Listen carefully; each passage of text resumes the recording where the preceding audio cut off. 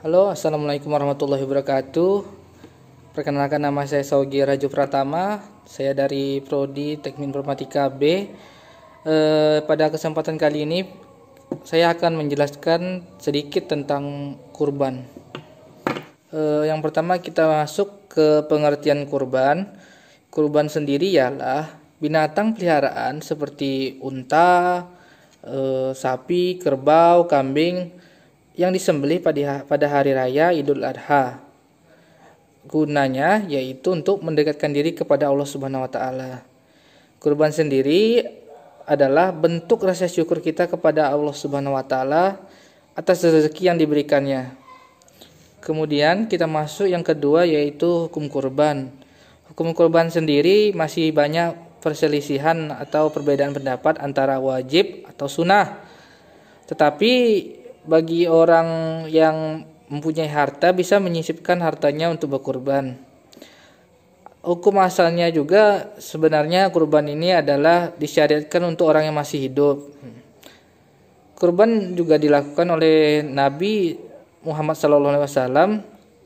Beliau mengkurbankan hartanya untuk berkurban untuk diri dia sendiri, untuk diri beliau sendiri dan untuk keluarganya.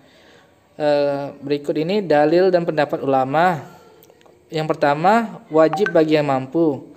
Sesuai firman Allah Ta'ala, "Fasholli lirabbika wanhar."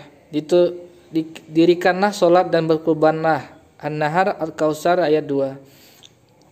Hadis ini menggunakan kata perintah dan asal perintah adalah wajib. Jika Nabi Muhammad SAW diwajibkan atas ini, maka begitu juga dengan umatnya. Kita sebagai umatnya juga diwajibkan untuk berkurban jika mampu. Wajib pula, ada pula dengan hadisnya, ini tuh hadis Abu Hurairah. Ia berkata bahwa Rasulullah SAW bersabda, "Na musalli yaqrabanna fala yudahi walam sa'ata lahu kanaman." Artinya, barang siapa yang memiliki kelapangan rezeki dan tidak berkurban, maka janganlah ia mendekati tempat sholat kami. Hadis riwayat Ibnu Majah. Dalam kata lain, hukum berkurban ini wajib dilakukan bila kita mampu secara lahir dan batin. Kemudian ada hukum yang kedua yaitu sunnah atau tidak wajib. Dikarenakan sunnah atau tidak wajib itu karena tidak semua orang mampu untuk membeli hewan peliharaan atau memelihara hewan yang bisa dikurbankan. Kemudian kita masuk ke waktu pelaksanaan. Waktu pelaksanaan kurban itu selepas Idul Adha sampai dengan tanggal 13 Zulhijjah. Kemudian jenis hewan kurban. Jenis hewan kurban juga ada, bisa berupa sapi, kerbau, kambing, domba ataupun unta. Adapun ketentuan umur untuk hewannya itu, kalau unta usia minimalnya 5 sampai 6 bulan. 5 sampai 6 tahun. Sapi atau kerbau usia minimalnya itu 2 tahun, sedangkan kambing atau domba juga minimal 2 tahun.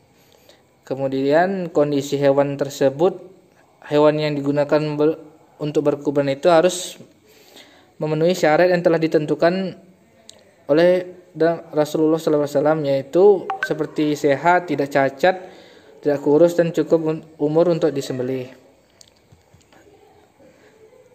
Dalam suatu hadis Rasulullah pernah bersabda, Rasulullah SAW pernah berdiri di tengah-tengah kami dan berkata, ada 4 cacat yang tidak dibolehkan pada hewan kurban, yaitu buta sebelah dan jelas sekali kebutaannya, sakit dan tampak jelas sakitnya, pincang dan tampak jelas pincangnya, sangat kurus sampai seolah tidak berdaging dan bersumsum. Hadis riwayat Tirmizi.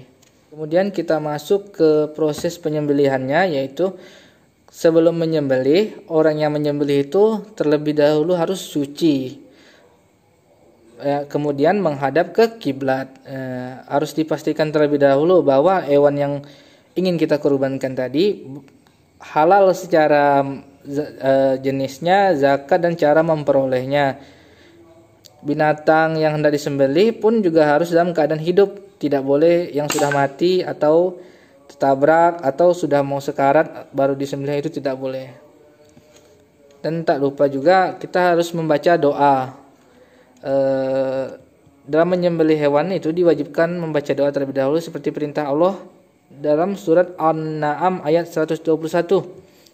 Wala ta'kulu mimma lam yugzirahu lillahi Allahi wa innahu lafis wa inasya syayatina layuha ila awliyahim liyujadihukum wa in atatuhum innahum la musyrikun. Artinya, dan janganlah kamu memakan binatang-binatang yang tidak disebut nama Allah ketika menyembelihnya. Sesungguhnya perbuatan yang semacam itu adalah suatu kefasikan. Sesungguhnya syariat itu membisikkan kepada kawan-kawannya agar mereka membantah. Sesungguhnya syaitan itu membisikkan kepada kawan-kawannya agar mereka membantah. Kemudian kita masuk ke tata cara menyembelih hewan kurban. Yang pertama yaitu wajib menghadap kiblat, yaitu penyembelihnya, hewannya wajib menghadap kiblat. Kemudian yang kedua niat kita untuk berkurban. Sesungguhnya kita memang ingin membersihkan hati dan mendekatkan diri kepada Allah Subhanahu wa taala. Bukan sekedar untuk pamer atau ria, itu dilarang dan diharamkan untuk ria, maka amal kebaikannya tidak akan diterima oleh Allah Subhanahu wa taala.